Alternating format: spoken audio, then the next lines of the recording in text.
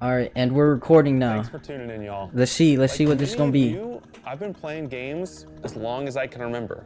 Okay. They're a core part of what makes me who I am. I believe there's this deeply rooted, often unstated mission of games to keep adventure alive. In 2014, Bungie set out to start a new adventure. Heroes awakened on a desolate planet.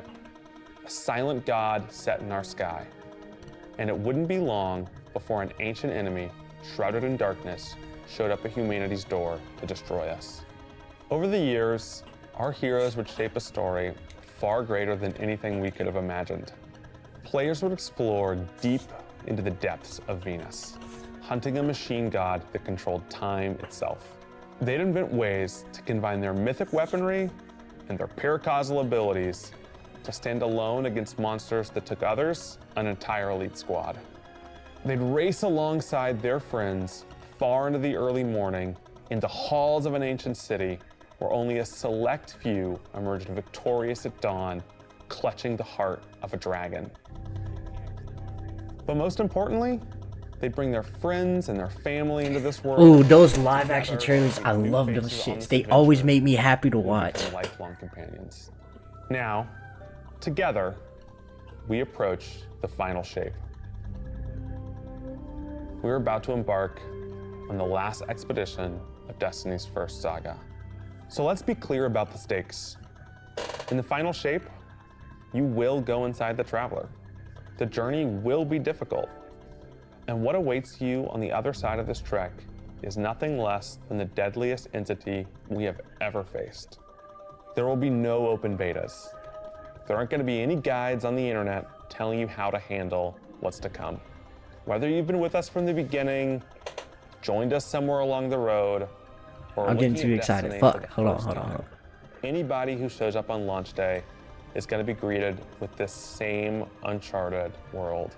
A vacuum-sealed experience begging for you to be the first person to peel it open. Bro, I hope it's as good as he's making it seem. Is your invitation to go forth and adventure.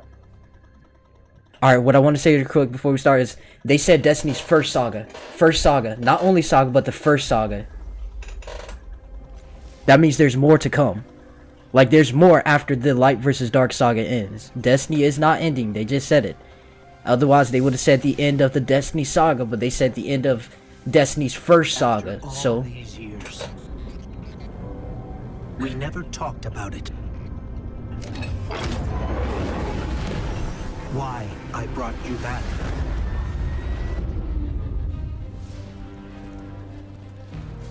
Huh?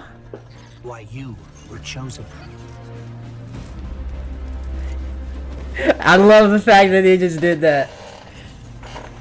It just paid homage to one of the trailers. The one we actually just saw, actually. The Venus trailer. The truth is, I didn't know then. It was Yeah. just a feeling.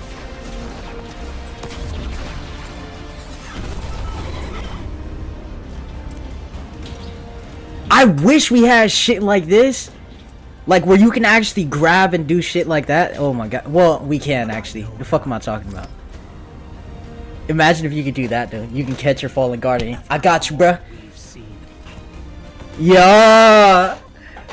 Yeah, damn! Wait. Wait. I think that's old armor. I think that's just Trials armor. I don't play Trials. That's why I was amazed by it. Our last. So I'm Shit was hot, though. Ooh. Oh, damn! one last time to rise.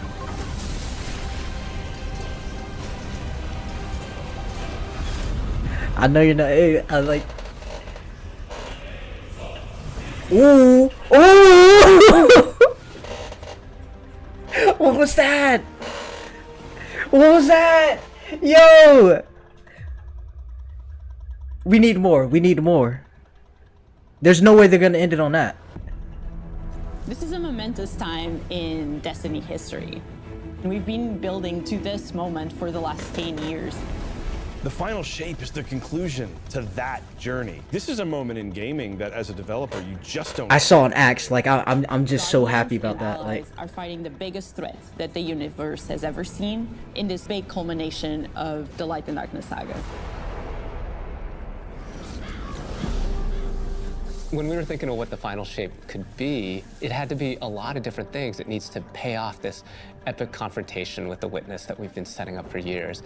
It has to bring you closer to your allies in the Vanguard. It has to be this place that like makes you feel nostalgic for the entire journey you've been on. When we were resurrected by Ghost at the very beginning of this story, we didn't know why, but it was for this. The Traveler is asking us for help. And it's our responsibility to protect every living thing in the universe from what the Witness intends. I'm curious if what they're saying right here, saying the Traveler, you know, wanted us to help all of that, if that's accurate to like lore. Like, do we know that's actually the case? The Witness opened in the Traveler at the end of Lightfall. Inside is the pale heart of the Traveler. That is the stage for our showdown with the Witness. The Witness has the darkness. It has always had a connection to it. The pale heart of the Traveler is what it's trying to use to gain connection to the light. So with both, it can enact its final shape. The Witness looks around and sees a lack of purpose, no meaning. It wants to fix all that. I don't know what the fuck that it's world trying was to right put there the with the universe into arms this like that, but it frozen looks cool as perfection fuck. Where everything's just exactly how it thinks it's supposed to be. That is the final shape. If we're going to defeat the Witness, it's going to take everyone. Failure is not an option. We're gonna need the Vanguard, all of our allies, and all the Guardians That to axe rally looks so together fucking fire. and be brave in the face of oblivion. And I know the other ones are activating their supers too. I didn't pay attention, but like I just seen that void axe. I was Answer like, questions at the grandest scale. because I thought it was a shield at first until I saw the long handle. I was like, Where we deepen our relationships with these characters that we've known for so long. Zavala, Ikora, our Ghost, get to reconnect with Cayde 6. So, like, while there's this great conflict and everything going on around us and stakes of just unimaginable heights, it's still at the end a story told around campfires by a bunch of companions who have been fighting together for hundreds of years. oh yeah, I'm trying not to talk too much either, because I actually want this to be heard.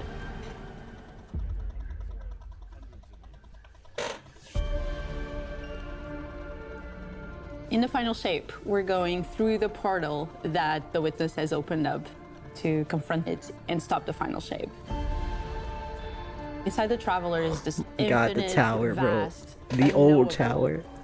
And we're landing on the Pale Heart, which is a fraction of really what is inside the Traveler. The Pale Heart is weird. It's a little strange. It makes you feel a bit uncomfortable. And it is also just so cool and artistic in the best way. The Witness entered well ahead of any Guardians, and so it's had time to kind of shape what's there. When our Guardian enters, the rest of the Pale Heart starts getting shaped also around what we've experienced. This is the Traveler recreating the world in front of you as it saw on your journey. One of the most memorable locales from Destiny's past is the D1 Tower. It's really a labor of love from the Destiny team. The final shape means so much to everyone who's building it, and I think players are really going to be able to see that. The Pale Heart is our very first linear destination that we've ever done. I would love it if players felt that they began their journey in a place of safety and feel it escalate in danger, in surrealness. These parallels are just like, beautiful evolution of my God. They see things that are more and more wrong as they begin to go towards the Witness's monolith. It's kind of this omnipresent, foreboding thing off in the distance. The weirdest things happen as you get closer to the monolith in the form of reshaping. Kind of like deconstructing things and putting them back together just wrong. The sense of scale you get out there, like as you're exploring these spaces and you're jumping on these reshaped cuboids of Earth, you feel tiny as a Guardian. You feel alone. You feel like you are not the force to be reckoned with that you have been. You're not the God Slayer right now. You're just this little person jumping from these massive pieces to massive pieces. One of the things that we really tried to also capture is that the Witness keeps throwing everything it has at you. And so you're going to fight these new enemies, the Subjugators. Subjugators are the new unit you're going to be facing in the final shape. They're built like mini rogues. Power set. They're performing stasis powers and strand powers to face the Guardian, well, in support of all the other enemies you're fighting too. They bring something entirely new to the battlefield, which is kind of this element of control. They're back there. He emoted, yo! The motherfucker emoted. Tangling you up.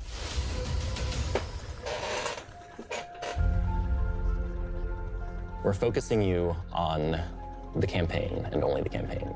It's the most important thing in the universe at that moment. They needed to say that, like, from happening. And for that, we do need the help with our allies. And so we're going to make sure that the core Vanguard team gets back together. Zavala and Ikora and Cayde. The campaign is just the start of the Pale Heart. After you've reached the monolith and finished the campaign, we open up the entire destination, and so the entire Pale Heart is going to react to you and what you are doing.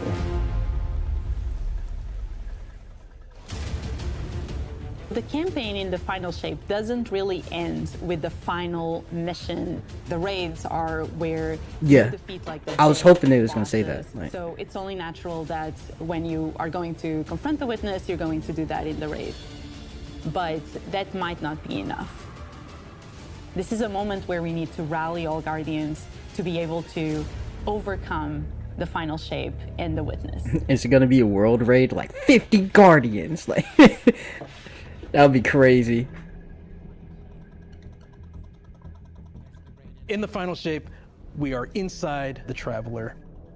Very close to this energy. I mean, we only saw 6 Guardians running up, but new still. supers, Arc, Solar, Void. We want to create something that turns you into an offensive powerhouse, but also can benefit your allies in a support capacity. There is this thread of team play and like working with your friends to overcome the odds. Yes! Warlock Super is this ultimate expression of solar energy coursing through your Guardian. This Solar Warlock Super is a callback to Radiance from D1. Other than Golden Gun, yep. This is the only other first-person super in Destiny right now. Your melee's the Warlocks, I know y'all happy. These Radiance, like off, doubling the amount of projectiles. Your grenade almost being sentient as it searches around, and then it that's fire. That's fucking fire. And you're so overflowing with. Okay, this season I got to build all my characters. Giving it to your allies, allowing them to have their solar weapons. Warlock, Hunter, Titans. Well, I mean, my Titan will be built. Aspect. When I cast my Rift, it is going to create this little solar soul. Oh yeah. Sees an enemy, it launches part of itself out and hits the enemy and explodes and scorches them. It just feels very alive. That's hot. Twilight Arsenal. It's a layered super. This is the only ranged one-off offensive super for Titans in the game. The it's Titan a one-off. Jumps up into the air, summons this giant void axe, throws it, summons another one, throws it, summons another one, looks at a different group of enemies, throws it. And when these axes stick into the ground or an enemy do their void gravity thing where they suck a bunch of energy and enemies in and then explode. Oh yeah, that's hot. Can you pick it up? The axe sticks around. Oh shit! You and your allies can go and pick up that axe and start wailing on enemies with it. This super is. This might be my main super now. Aspect, I press and hold because that shit looks fire. Consume my grenade and turn it into the shield. The more damage it takes, the more it charges up, and then I can release that, and it creates this blast that deals massive damage. This is fire! Keeper. Arc is all about finding the shortest distance between 2 points. The hunter kind of rears back, takes this knife, and throws it across the world. Does he teleport? He teleports. The motherfucker teleports. With a slash that just decimates anyone nearby. One really. I gotta build all my characters now. I have to. You do it once, but you're able to do it 3 times, along with devastating attacks each time you do it. The hunter has That shit is crazy. We twirl it in the air, which propels us upward. It creates this burst, which amplifies you and any allies near you. It almost Oh makes it my feel like God. you're playing a fighting game, right? Like these combos that you're chaining together to do these different moves. Like Yes, that actually comboed very nice. It looked like it was fluid. We are to do that. It feels like you're like riding the lightning, you know, like that instantaneous, like. That was good. That's hot. That's so fucking hot. You know. I like it. I like it.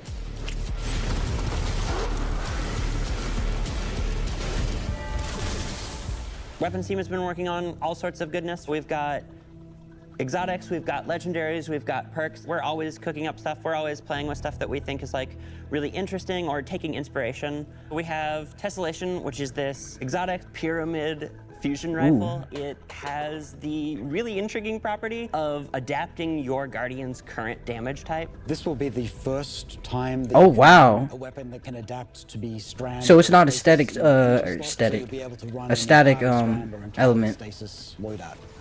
It's whatever you're rocking. Has the Yeah, additional that is function fire. that can special reload to, It's kind of like the recharge osmosis grenade perk, and suck it into but the better. weapon, and then fire out a super destructive single projectile.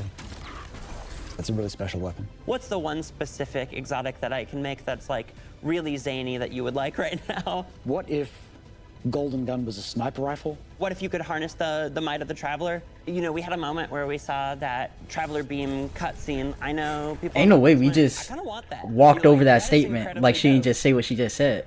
So we've got this opportunity to bring back these like Golden Gun, one weapons, but as a really legit turn it weapon? into something Like- that feels unique in Destiny 2. We have to bring Kvotov into the Yes, yes! Red Death exotic pulse rifle. And Red Death, hey, oh yeah. Burn the world, burn it all. In the final shape, we have new weapon subfamilies coming, broadening what existing weapons can be. Really like bordering on exotic functionality. So for example, we've got a rocket Red pistol, Death, sidearm Dragon's subfamily. Breath. We always Bro. liked the special ammo sidearms. Kovastat. This fires tiny, slow-moving rockets. They hit very hard, do a bit of AoE damage. They have The a tracking. mixture of regular weapon and rocket launcher stats. We're also doing a new support weapon subfamily. The support frame auto rifle is a type of legendary auto rifle. It'll let you switch seamlessly from firing at enemies to healing your allies. I'm really excited to bring it to dungeons and keep my team alive, honestly. I actually like that. The weapons team is always coming up with new ideas. What's that hand We've got cannon? a ton of new Oh, cool shit. stuff Oh. coming over the next few years, and some new and really wild ideas, which we're pretty excited about. Come on, take a load off. We've got a lot to cover. This place is only big enough for one dashing hero type, and that's me, so. I'm back! Hey, you two, give me a sec. I was magnificent. The fucking goat. This is great. Anyone want a hug? Get your rock off my map. Worst case scenario, you die. But who knows? Maybe you won't.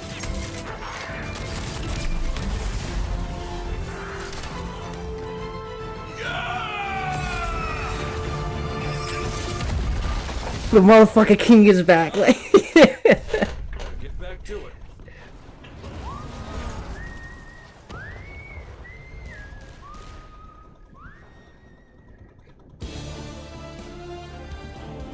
In this moment where we're driving to the end of the Light and Darkness saga, it's great to see Cayde like return to this world at this moment with all this change about to culminate with this confrontation with the long-standing enemy, the Witness. Cayde is the quintessential hunter. His presence casts such a long shadow over the story of Destiny, whether it was when he was alive or when he was dead. What Cayde goes through in this journey, how he serves as a catalyst for the other characters, the events that are uncovered to have brought him back. This is how the story had to end. There was no end to the Light and Darkness saga that didn't have Cayde here alongside his friends to finish the job. Once we started digging into the nature of the Pale Heart. I think that crystallized Cade's role as a guide. Cade is Virgil, and he's our guide through this other place. Cade is the one who is the most appropriate person to be the guide, because that's his job. That's always been his job. It just feels so natural for Nathan to be back in the booth. It felt amazing to just see him slip back into the role, like, without missing a beat. Right, instantly. In the flesh, or metal, as it were.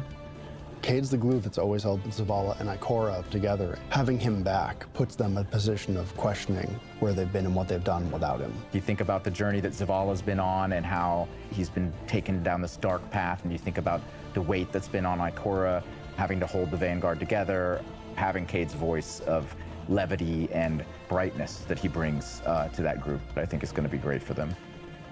Well, at least we have each other. We want people to take away that sense of reunion and that idea of like the gang being back together for this moment. I'm here now.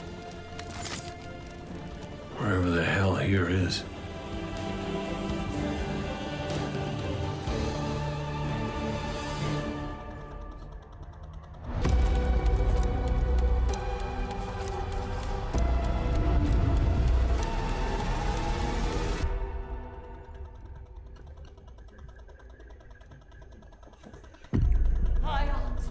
Guardian, the Witness poses a dire threat.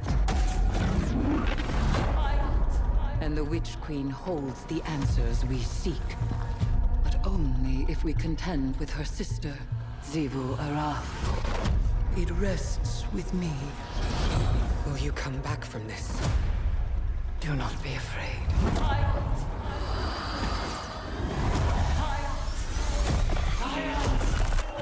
Ooh. Shit. Bring me your tithes. I ain't gonna lie, she looks clean as fuck. Now wield Hive magic and have entwined it with your light. Assault the Spire, Guardian, and open the way to our tides.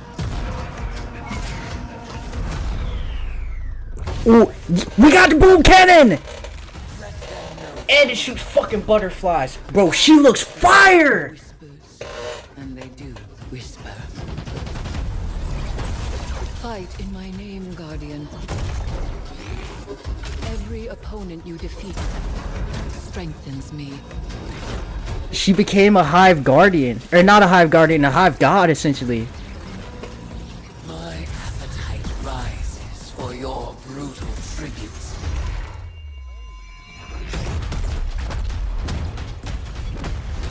Let us show her what it is to be Hive.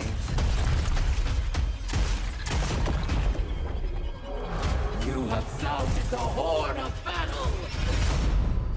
You are deserving of the greatest death I can. This motherfucker came back, bruh.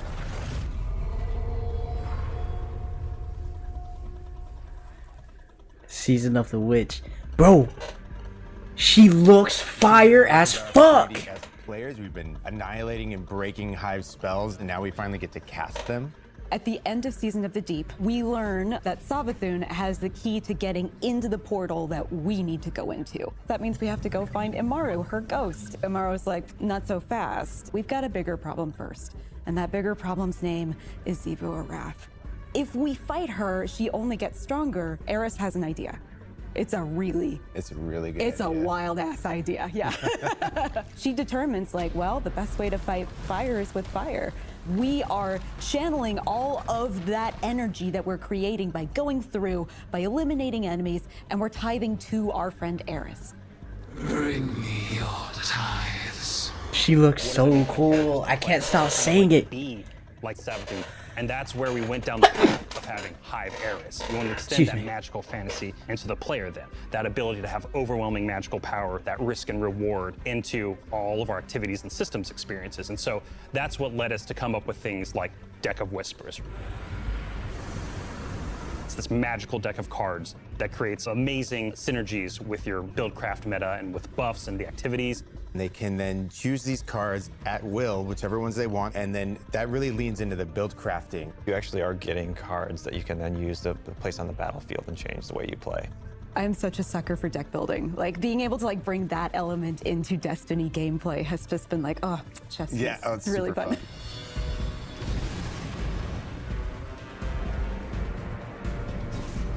So we've got 2 brand new seasonal activities coming with Season of the Witch. We've got Altars of Summoning and Savathun's Spire. Savathun's Spire is our new 3-player offensive. You're doing a lot more with the Lucent Hive magic, but it's got a high amount of combatant density. It's got additional random encounters that you can come across. The Witch's Spire itself, Savathun's Spire, was like her reliquary for all these different magical experiments as she was learning the light. You're there in order to learn as much as you can in order to become a master spellcaster, right? To become like Savathun. The Altar of Summoning's activity is really exciting because you can spend like 20 minutes in it or you can spend 2 hours in it. It's a 3-player experience that you can hop in and hop out of. As you're going through this activity, you're filling the tithing bucket. As that tithing bucket is filled up, you'll get progressively more rewards. And then finally at the end, it'll cash out and you'll get a whole mess of rewards. We really wanted to make sure that there was a home for any exotic mission content coming in seasons after the year has passed. And so we developed what we're calling the Exotic Mission Rotator. Right away, we're getting Presage, Vox Obscura, and Operation Seraph Shield. This is some of the most fun content the team has making. It's some of the content the fans and players of Destiny love the most. The most exciting thing, outside of just the missions themselves, is that every time we put a mission inside of that rotator, the exotic that comes alongside of it will become craftable. Oh shit, okay. Yeah, that makes sense actually, the fuck?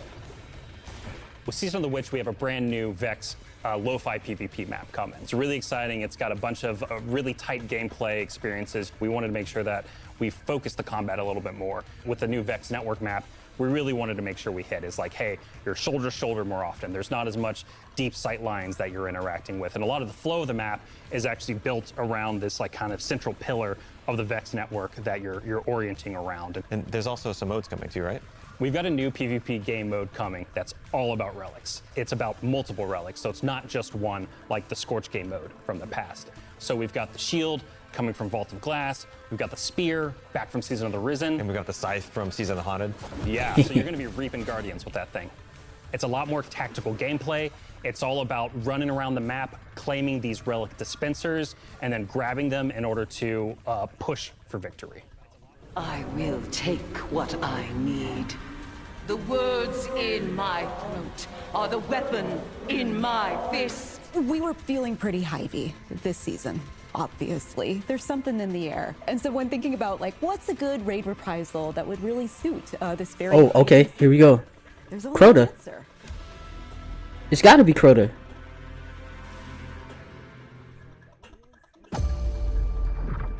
Yep.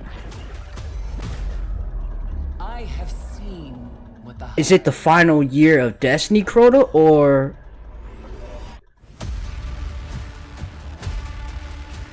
It is!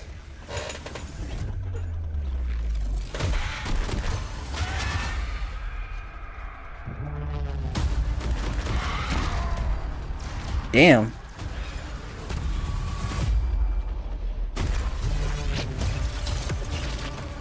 Only a true weapon of the light can stop. Damn, what was that weapon called?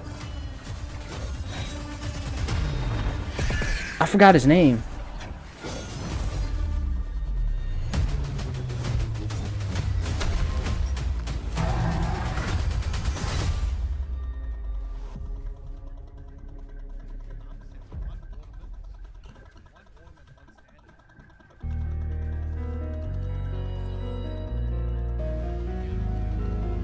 Heading into the final shape, we really want to rally all Guardians at the end of the Light and Darkness saga. We want to reduce those power barriers as well as... What's it called, Necrochasm? ...the story beats and make sure that they have a really great... I think that's what that gun was. ...with other players. In the final shape, we're trying to find ways to make power more simple and easy to understand, and also lowering the barrier to entry. It's going to make it easier for players who have not been able to jump into the game easily because they were held back by the challenges in grinding for the power levels that are required by these different activities. One of the major changes that's going to be happening starting with the final shape is there are going to be a certain number of activities that are going to be power fixed. So it doesn't matter kind of what power level you are going into it, you're always going to be able to approach it. There's still going to be tiers of difficulty that you can do, things that are just meant to be experienced a certain way. Things like Nightfall strikes that will still have power enabled, and that's where we're really going to focus the whole power climb. The raids, the contest modes that everybody loves to engage with, that experience is fundamentally going to be staying the same. I'm excited for this because I think there will be a lot more clarity for players in terms of understanding the relative difficulty of things, where they sit now in the spectrum. One way that we're trying to do that is making it easier for new players to engage with you.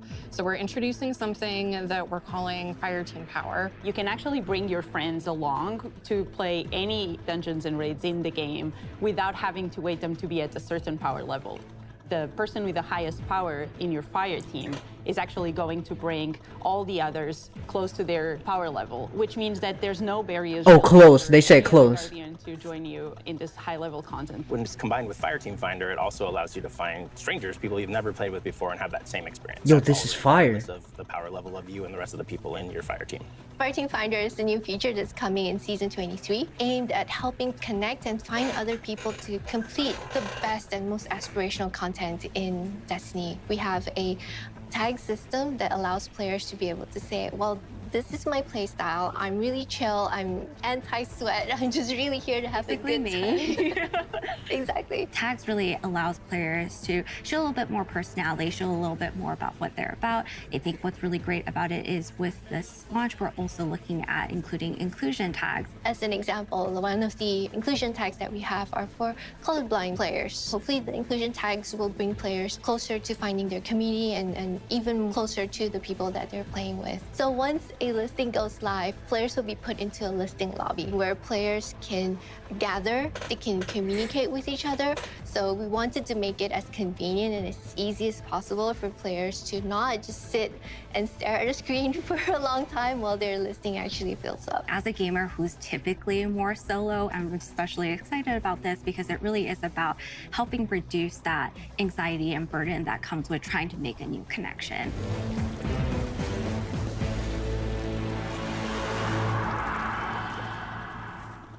The feature coming out today that I'm incredibly excited about is Feature coming out today. Essentially what we have done is we've went back to previous expansions and pulled out missions that we felt really represent key narrative beats within our story. We are going to have a mission for Forsaken, mission for Beyond Light, as well as a mission for Witch Queen. Thanks for the memory. Damn, they should have included like a Red War mission. Is they're not going to be like one-to-one for how you would experience them in the campaign. You're also going to get additional pieces of narrative fed to you to like identify like, hey, this is why it's important that this happened, and here are the people you met along the way. A really big one that's really timely for Final Shape is Cayde's last stand from Forsaken. This is a moment that a lot of players, new and old, are going to come back to Destiny. I think this is just the right time to introduce features that are going to allow those players to jump right in and find people to play with and enjoy this content regardless of their power level.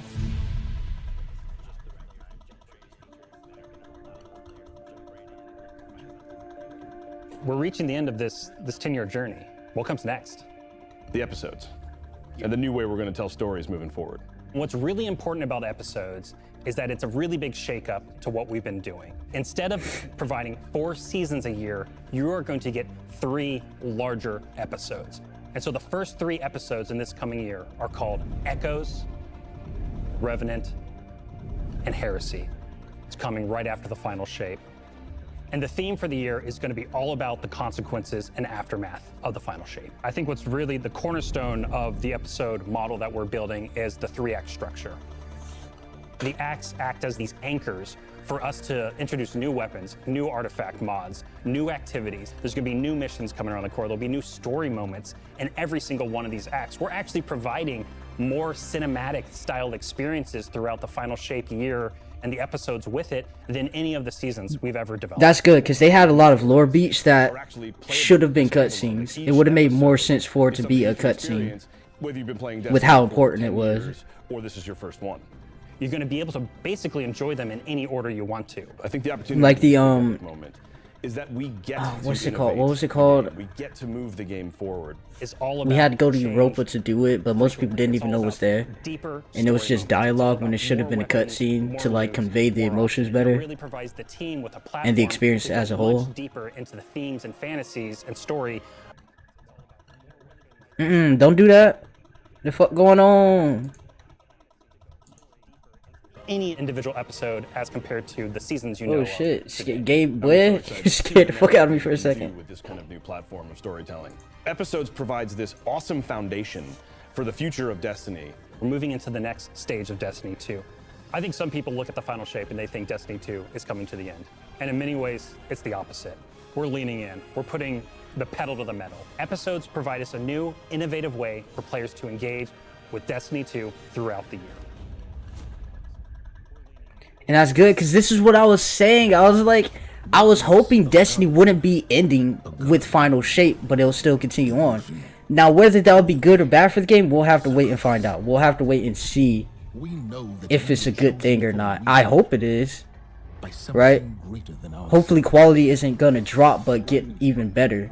Because final shape is shaping up to be very fucking good from what we've seen. But again, this is just a little snippet, so we can't be certain for sure. And sharpened into what we must become for the fight ahead. We are the final line that halts the second collapse.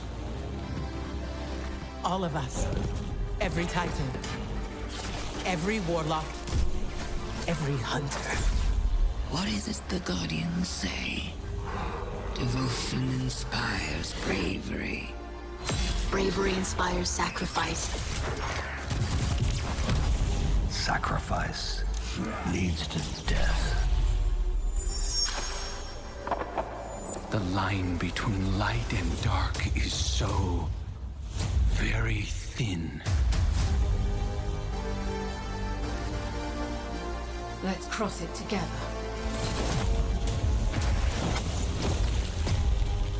There are things out in the dark that only the dark can overcome. Trust me. You've heard the stories of the Traveler's sacrifice, of darkness descending upon humanity.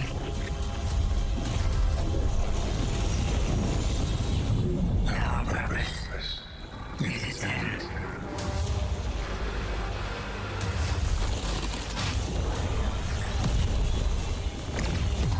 This time, there is no escape.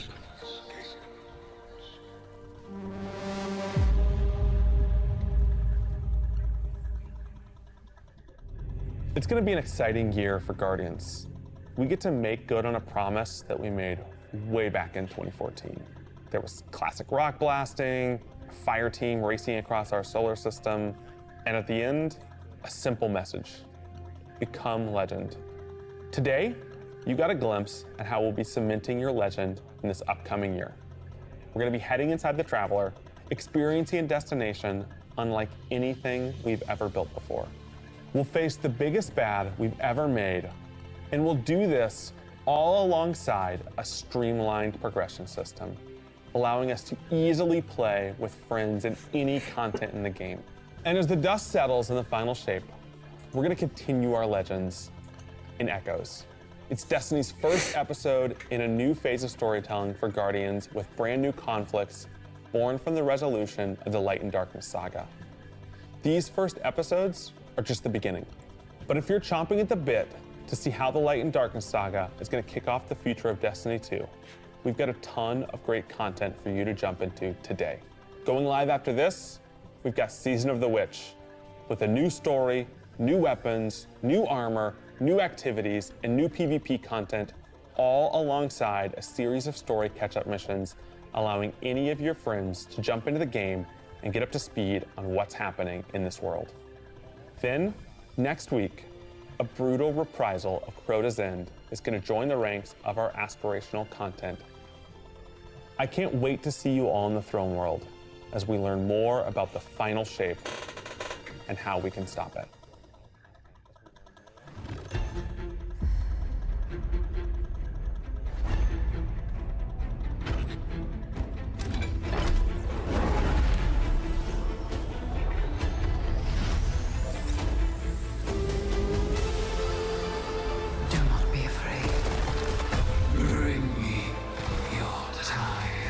Bro, I keep saying it, but she looks fucking fire. She just looks so cool. All these years, all we've lost. This fight might be our last.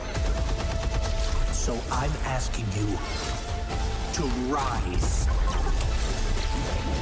One last time.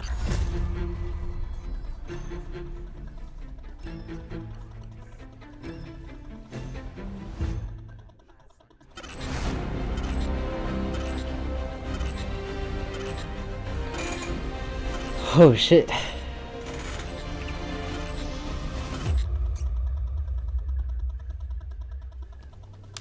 When we create a collector's edition, we try and recreate items from the universe for players to enjoy outside of the game. So this year we're doing a Destiny 1 tower.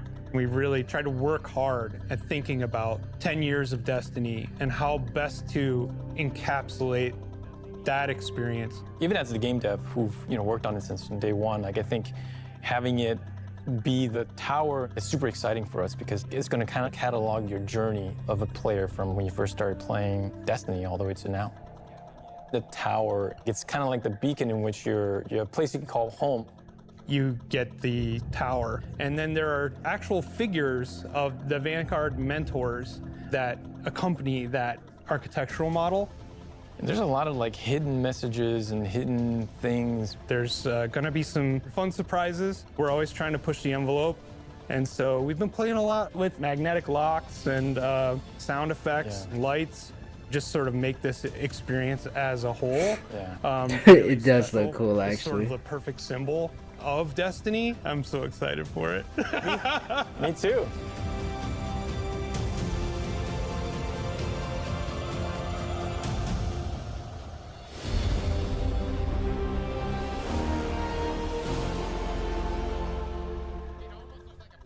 I 227. Whew. Oh my god. This might be the first collector's edition I order. I'm not gonna lie. Alright, let me stop this recording.